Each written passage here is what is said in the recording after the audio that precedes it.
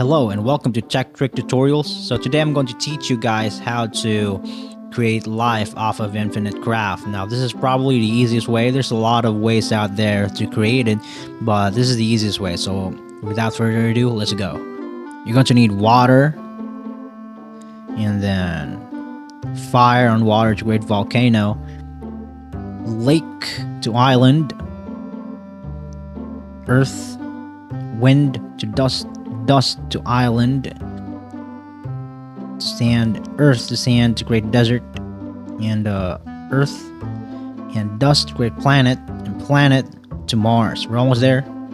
And earth to, here you go, life. So that's it. That's how easy it is. So I hope this video is of any help for you guys. Thank you so much for watching Tech Tricks Tutorials.